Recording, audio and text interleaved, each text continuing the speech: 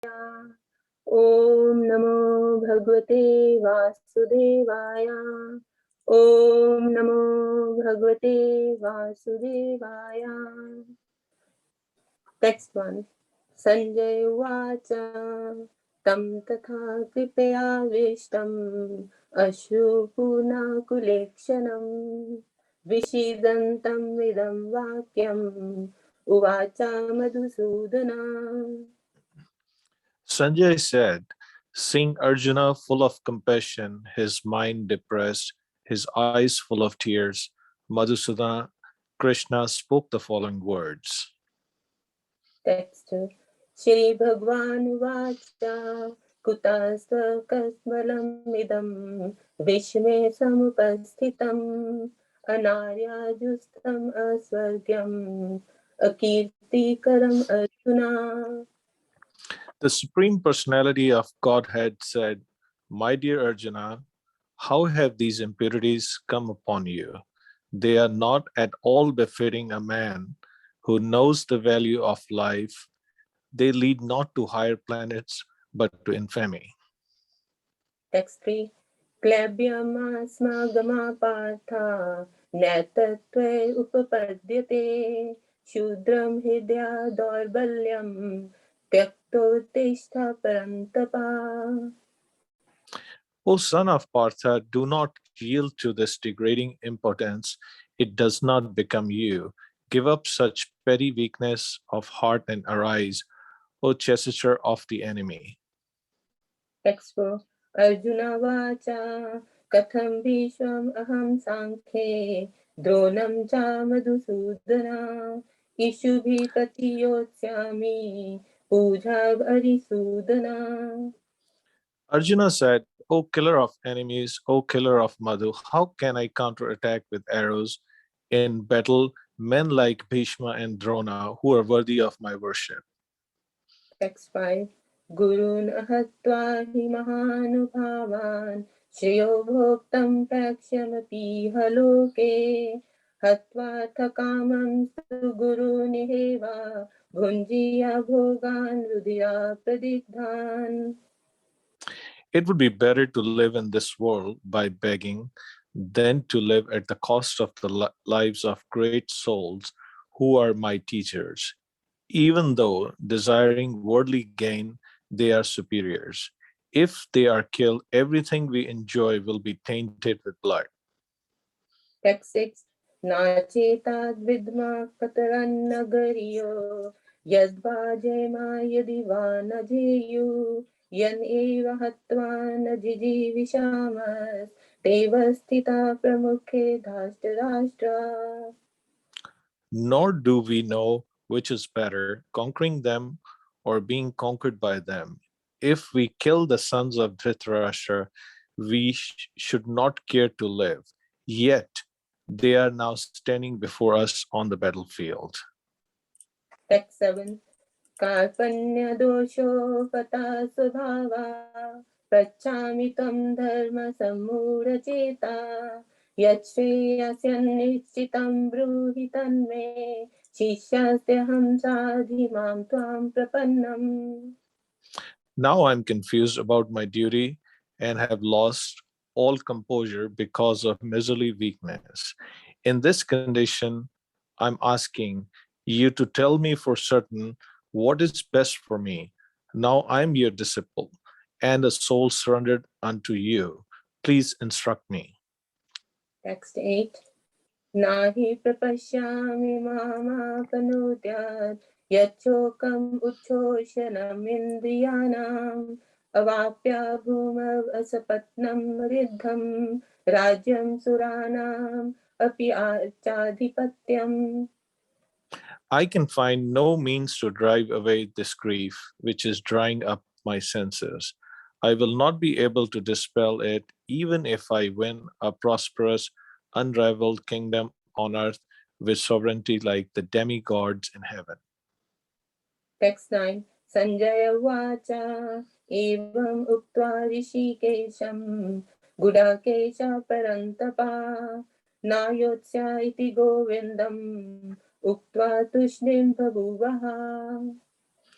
Sanjay said, Having spoken thus, Arjuna, the chessister of enemies, told Krishna, Govinda, I shall not fight, and fell silent.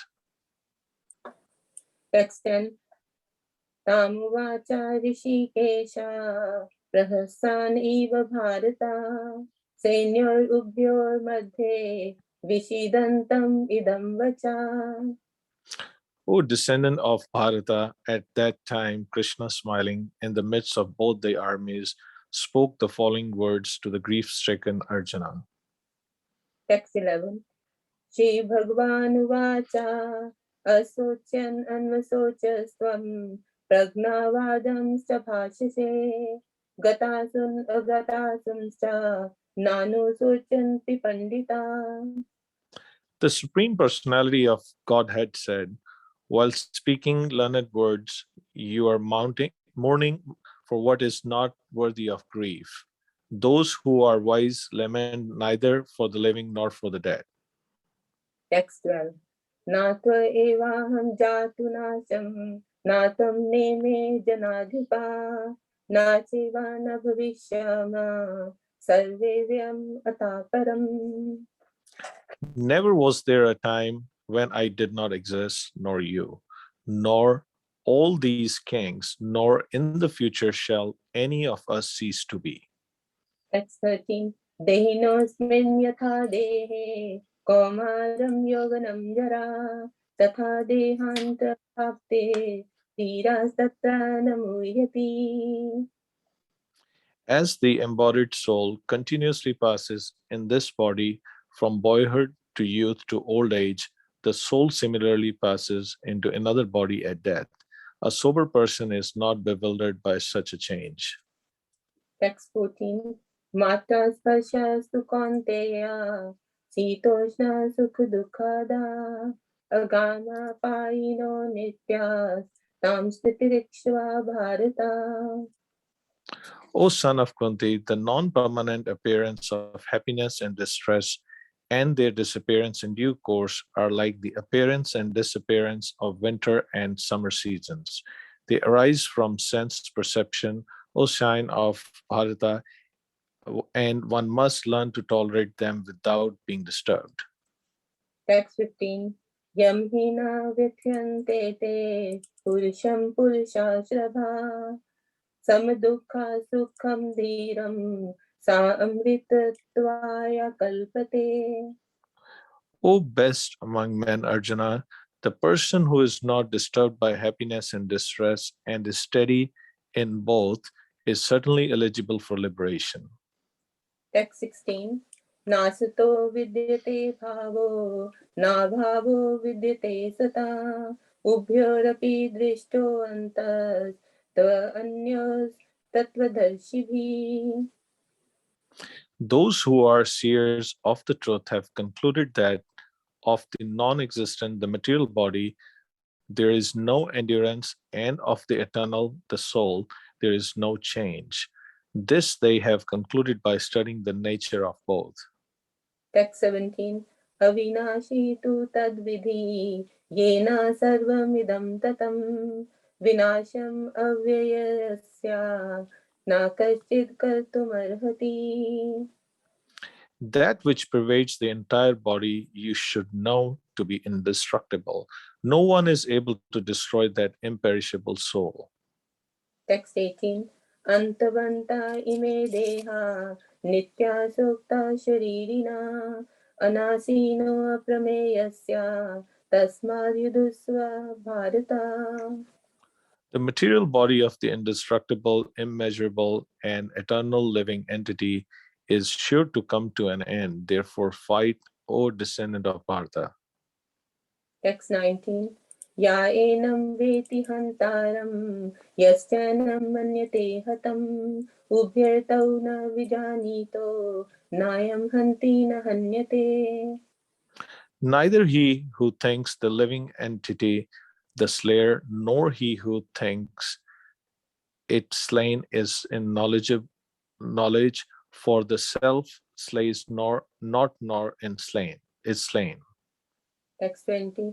Na jayate mriyate va kadachin नायं भूत्वा भविता वा न भूया अजो नित्यशाश्वतोऽयं पुराणो न हन्यते हन्यमाने शरीरे. For the soul, there is neither birth nor death at any time. He has not come into being, does not come into being, and will not come into being.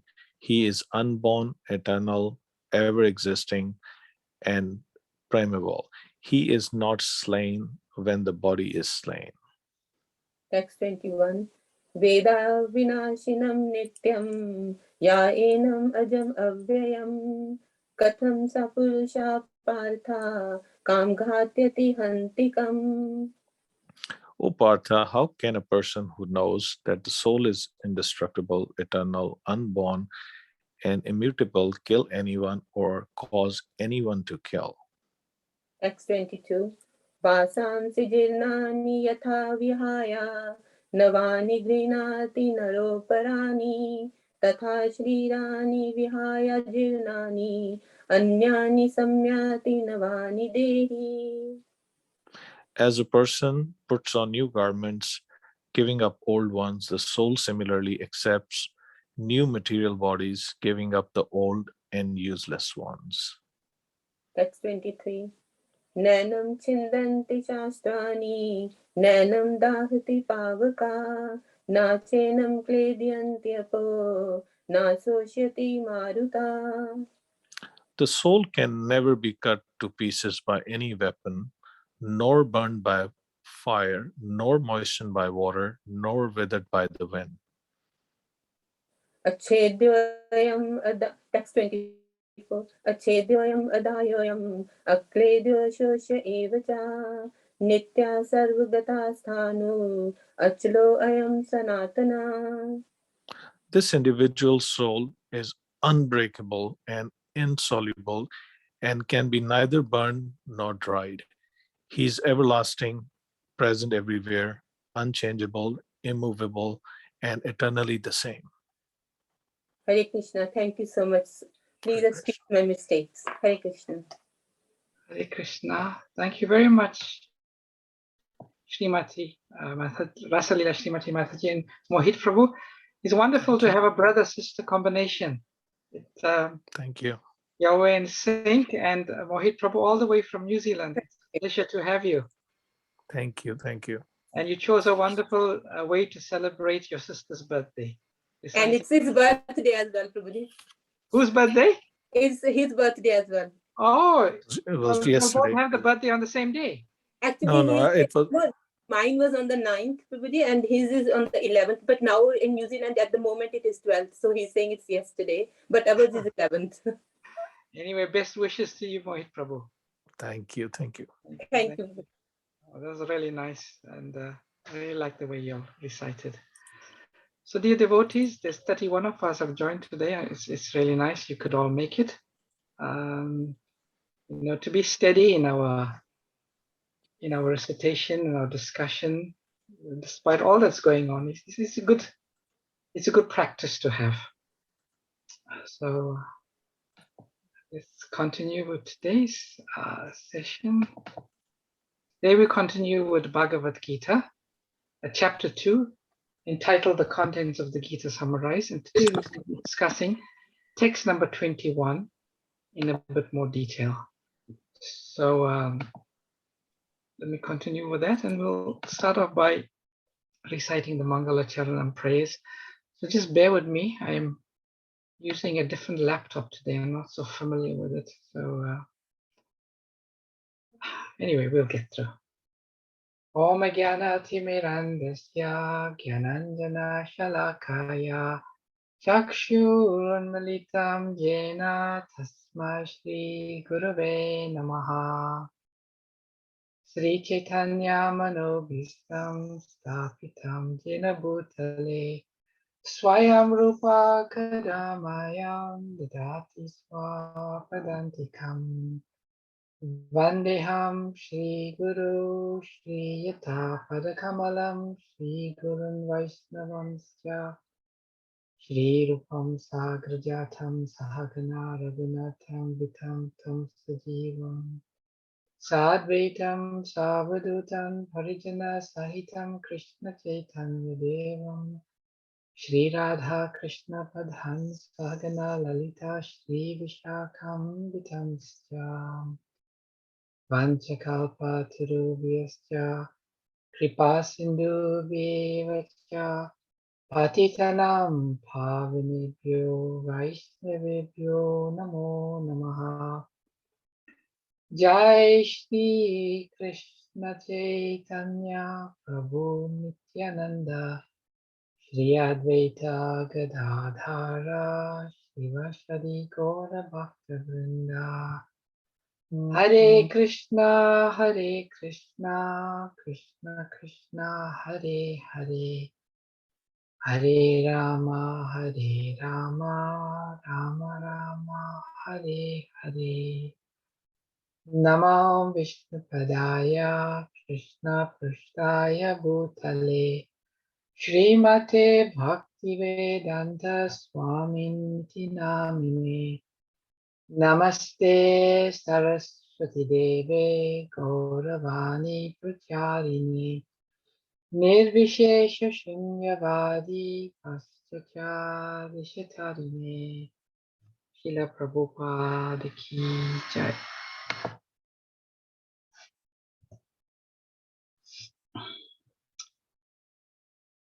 So text number 21.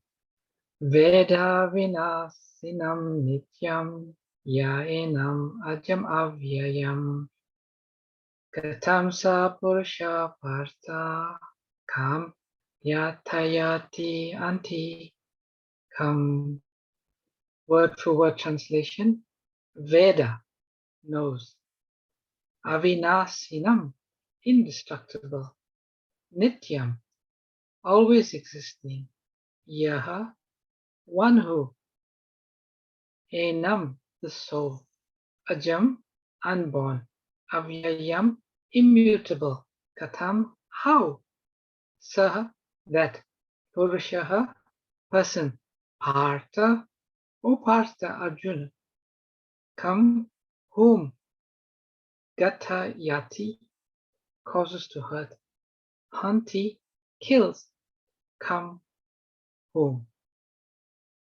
Translation.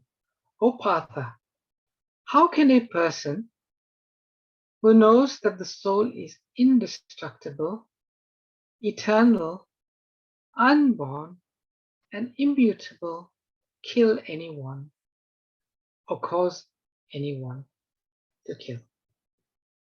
Purport by Srila Prabhupada. Srila Prabhupada Ki Jai. Everything has its proper utility, and a man who is situated in complete knowledge knows how and where to apply a thing for its proper utility. Similarly, violence also has its utility, and how to apply violence rests with the person in knowledge. Although the justice of the peace awards capital punishment to a person condemned for murder, the justice of the peace cannot be blamed, because he orders violence to another person according to the codes of justice. In Manu Samhita, the law book for mankind, it is supported that a murderer should be condemned to death, so that in his next life he will not have to suffer for the great sin he has committed.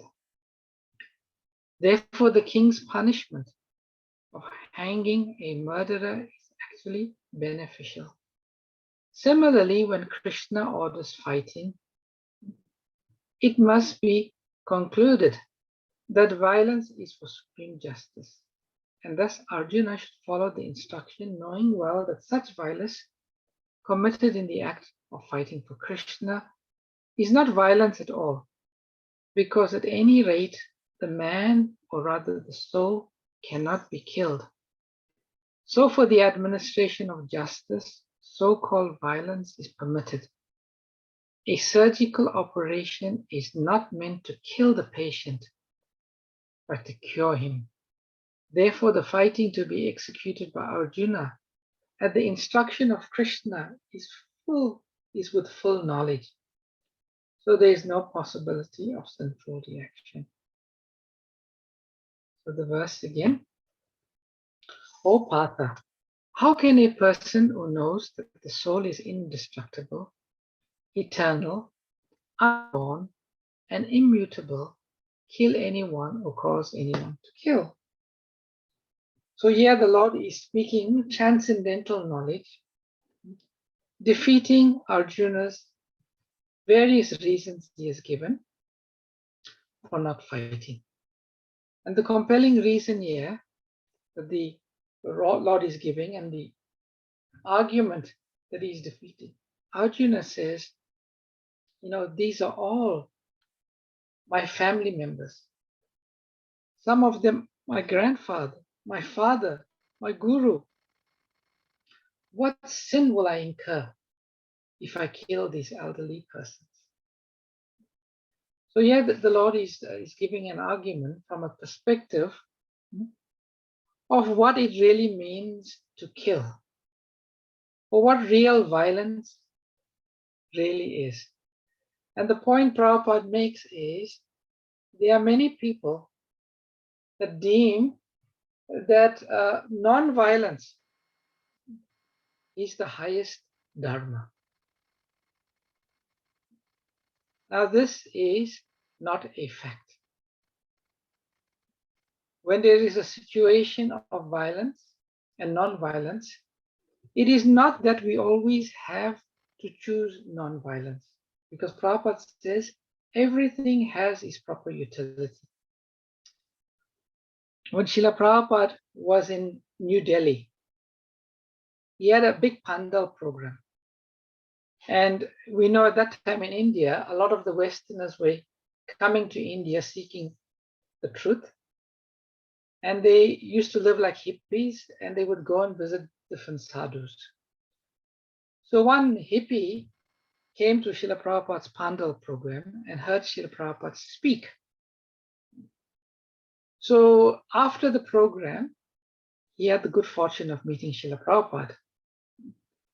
And he was so fired up. He's saying, yes, Swamiji, we will spread this Krishna consciousness. We will chant Hare Krishna. And we will make this entire world free of anger. And Prabhupada looked at him and said, what's wrong with anger? Krishna, he spoke the Bhagavad Gita just to make Arjuna angry. Hanuman became angry at Ravan and his associates for kidnapping Sita. So what is wrong with anger? Prabhupada says we don't strive to get rid of anger, but everything should be used in its proper place. That is what real utility means. And only one who is in real knowledge, only one who is truly Krishna conscious, he does not negate or give up any quality or the need of anything. In the purport here, Srila Prabhupada gives some contemporary reasons about the need for violence. And Prabhupada says a person in knowledge, such a person knows how to use violence. In the Srimad Bhagavatam, I think it's the 4th canto, there's the story of King Vena. King Vena, although he was born of a very highly elevated father, King Anga, he was a very demoniac person. He used to kill the citizens, he used to abuse his power. And then all of the Brahmanas in the court, they got together and they decided that this king, he is a big liability to the kingdom. He should be killed. And by the chanting of mantras, they ensured that King Vena was killed. So here we see an example of the proper utility of violence. And Prabhupada says it is not necessary that when one uses violence, there's a negative implication. And Prabhupada gives the example of the High Court judge. The High Court judge, he trials and he gives a decision, and he gives the decision that someone should be killed. Their punishment is to be killed. Now one may say, what a cruel judge. And we're seeing it in this world today, where many countries, they have abolished the death sentence. They have abolished capital punishment.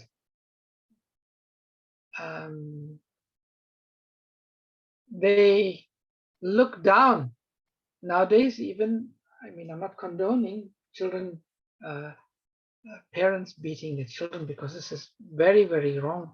But at the moment, if some parent just lightly, touches the child, they can be taken by social services. So we understand from Manu Samhita that when someone creates a heinous crime, and if their punishment is death, actually one is doing such a person a favor. Because by experiencing the death penalty, that person is absolved of that particular sinful activities, and he can make a fresh start.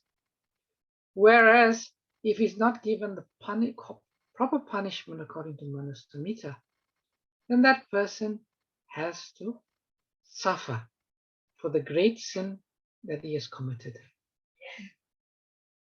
And therefore Prabhupada says the king's punishment of hanging a murderer is actually beneficial. Similarly, when Krishna orders fighting, it must be concluded that the violence is for supreme justice, and thus Arjuna should follow the instruction, knowing well that such violence committed in the act of fighting Krishna is not violence at all, at any rate, or rather for the soul. And Krishna is telling you, Arjuna, you are saying you are going to kill.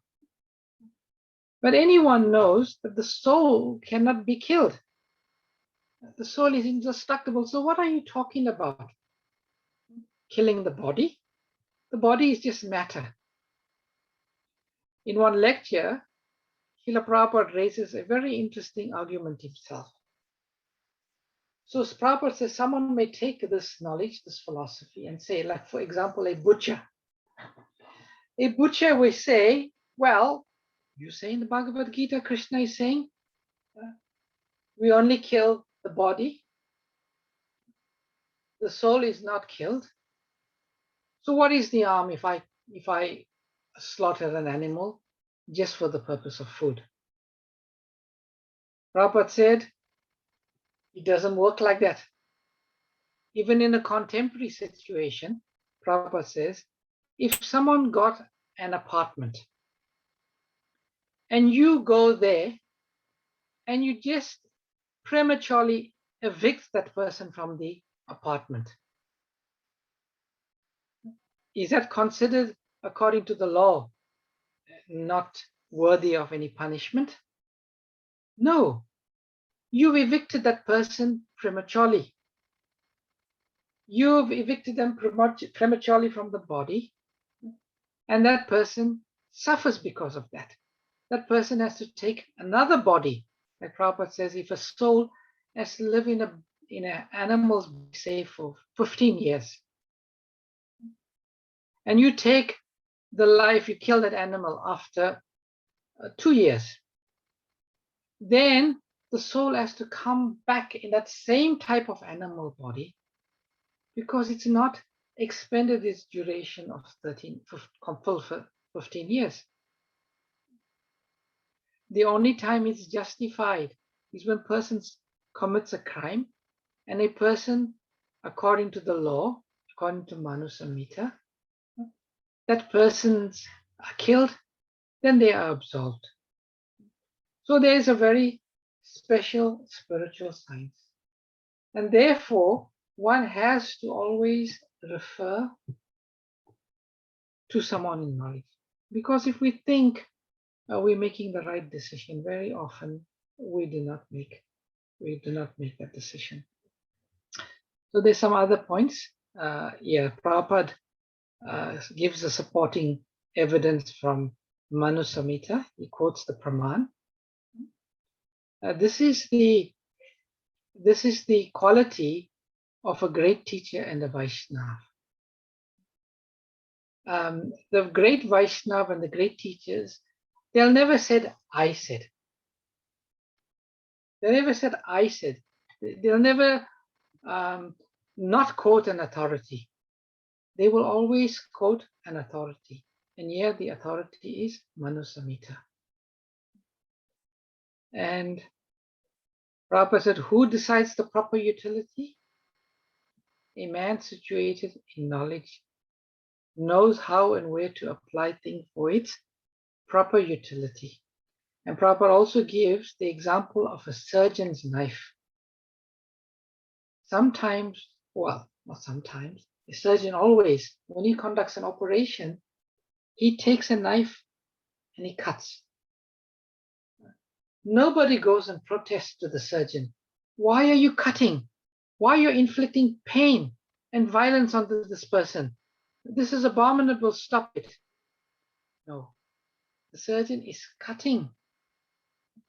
And that pain is there for a higher good.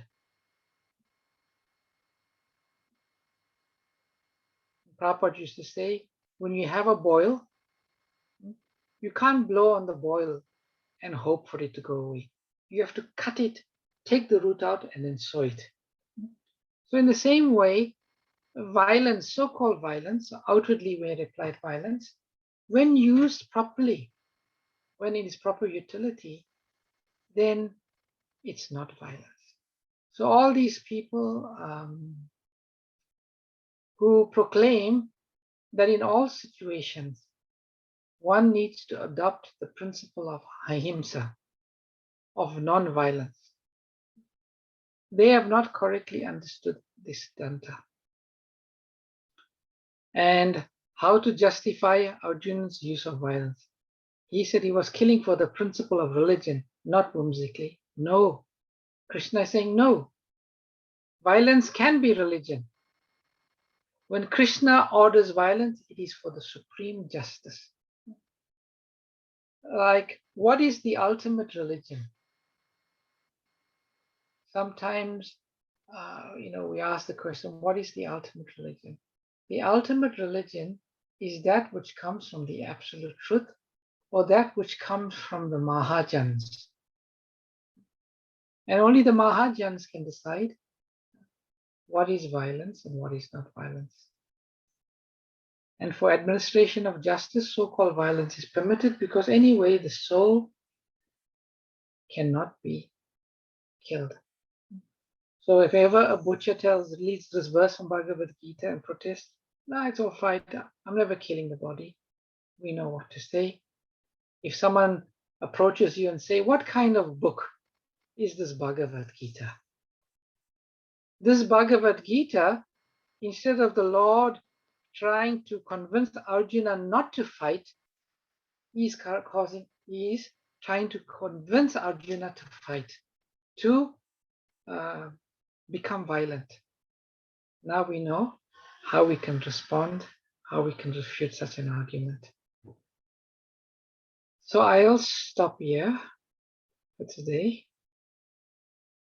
I will see if anyone's got any questions, comments, or reflections.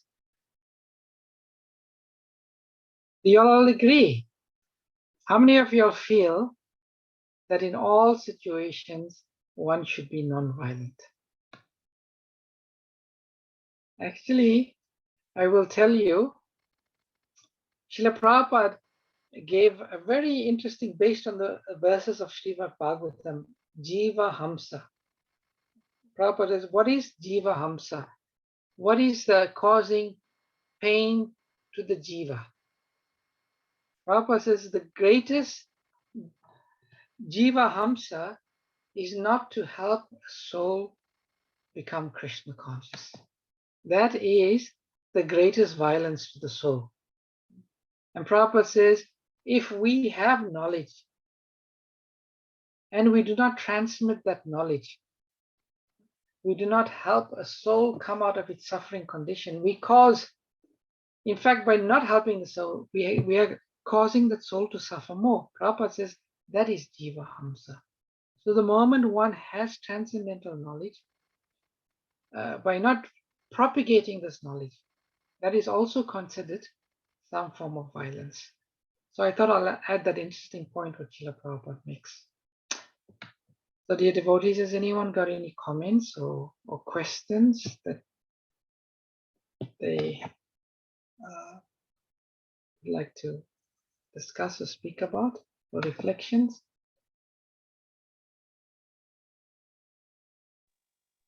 Hare Krishna, Prabhu. Hare Krishna, my Mataji. Yeah. Thank you for a wonderful class, Prabhuji. I was just thinking that I suppose violence and anger is permitted if someone blasphemes the Lord or his devotees, but having given them benefit of doubt. I think that is the key, that, first time round, perhaps people need to give them benefit of doubt, like Lord Krishna did in Shishupal's case. He gave him 99 chances to stop violating with words. And then 100th time he said, that's enough now. So I suppose if it's for a higher cause, then one is allowed violence and anger.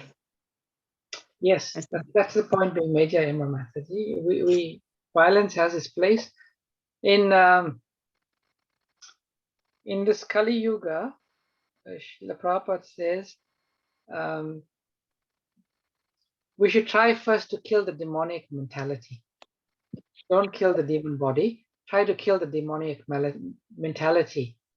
And that's why I was raising the point about non-violence.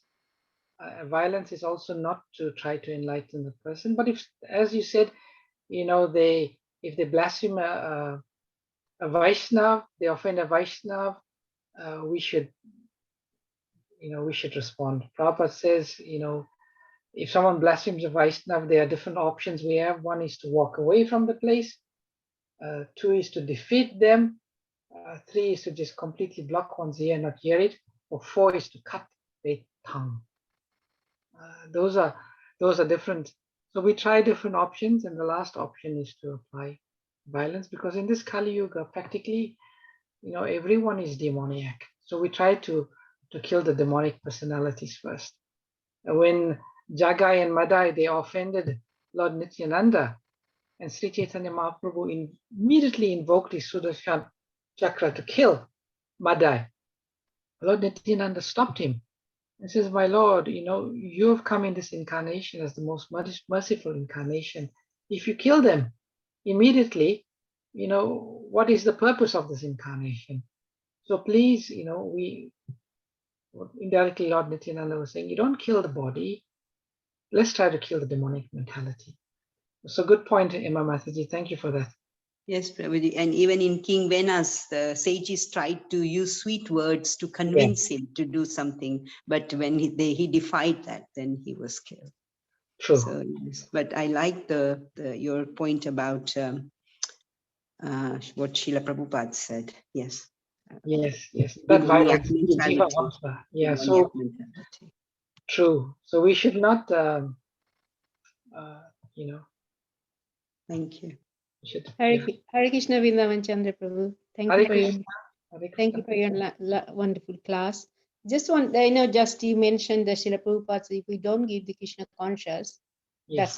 that's a form of violence. Yes. But sometimes, to people, especially in WhatsApp nowadays, people sends all sorts of messages, and sometimes I don't see them, and sometimes if I would say that this is not for me, all sorts, and so do those people sort of try to send Krishna message, especially Bhakti Charu Maharaj's wonderful message, and I sort of send that message, and that person, because I said that's not for me, and she just responded with that, this is not for me. So what do you do with these people, you know? Well, let's see if You're I saying, understand your point, Mataji. You are saying sometimes we try to give people Krishna consciousness, but they do not respond in the right way. yeah, So they can't take it. They said, don't send it to me.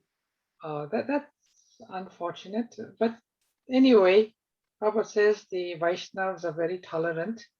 We try to reach out to people. Some people accept it in the right spirit, some people do not. Don't, yeah. That's just a fact of life. It's unfortunate. And Lord Krishna says we should always think that that person is acting according to their own nature. Yes, that's very true. Yeah. So we should just think that unfortunately they're acting according to their own nature. They're not in a position to accept or see what I'm trying to give, and they've taken offense. That's very unfortunate. But we tolerate it. What can we do? True, thank you. Yeah. Hare Krishna, Krishna. Prabhuji. Hare Krishna, Sandhi Prabhu. Please accept my humble obeisances, Prabhuji. Please accept my Prabhupada. Prabhuji, if I want to refer to Manusmriti, would you like to give me any references or point me in the right direction? Because I try to Google it and it points me everywhere. Manu Samhita. Okay. I may know someone who has a copy. I just wanted to say one thing, Sandeep Prabhu. If you read Manu Samhita, there's just so many instructions and wonderful instructions. Manu means glad, and it's how we should live in a dharmic life. Anyway, yeah, I'll try and find you the reference, and I'll give it to you, and then you can start to assimilate it yourself. But Prabhuji, the reason I'm asking you is because I have a Buddhist friend, and he almost, he's very badly criticizing Manusmriti. So I wanted to see because in modern life, a lot of people in India, particularly, they do. It's almost like how should I say? It's almost like fashionable or something to criticize Manusmriti, and I don't agree with that. So I wanted an authentic, some text on it so that I can, because I don't have knowledge right now. I can't say anything because if I don't know, I don't want to say. okay, but I don't want to digress too much, Sandeep Prabhu. But say you get a copy, right? And you look at it, and you see everything that's in there that makes sense, and you can be accepting of various injunctions in Manu Samhita. So what would be, how would you counter this Buddhist person who is being a bit dismissive of Manu? For example, if he says it is written in Manusmriti, I can ask him where it is written. I've read it. Oh, Like I see. People send me WhatsApp from Gita saying Krishna told Arjun this world is a selfish place. I said it's nowhere written there. So that type of. Oh, okay. I see where you're coming from. So basically, you can't take the word for it. You're going to see for yourself whether what they're saying has any truth in it. Yeah, Manu Samhita. Yeah. All right, Prabhu. I'll see what I can find. And, yes, Prabhuji. And the reason I'm asking is because I want not. I could have picked something from Amazon, but I wanted a proper ISKCON referral so that I read the correct copy. Okay. I know there's one devotee who's my Facebook friend. He keeps quoting Manu Samhita. I'll message him to see whether he's got a copy, and I'll see if I can get it for you. Hare Krishna, Prabhuji. Thank you. Hare Krishna. Anyone else has any comments, reflections? All right, dear devotees, if there's no further comments or reflections, thank you very much for dedicatedly coming to the chat session. We'll conclude today's class with Vaishnava Pranam. Let us offer our respectful obeisances unto the Vaishnava devotees of the Lord, who are just like desire trees, for they are full of compassion for the fallen conditioned souls. Vancha kalpa turubhyascha kripa Patitanam Pavnebhyo Vaishnavebhyo Ananta Koti Hare Vaishnava Krishna Vrindavan. Ki Jai. Thank you, Prabhuji. Hare Krishna. Hare Krishna Prabhu, thank you. Krishna. Hare Hare Krishna, Prabhuji. Thank you. Krishna. Hare Krishna.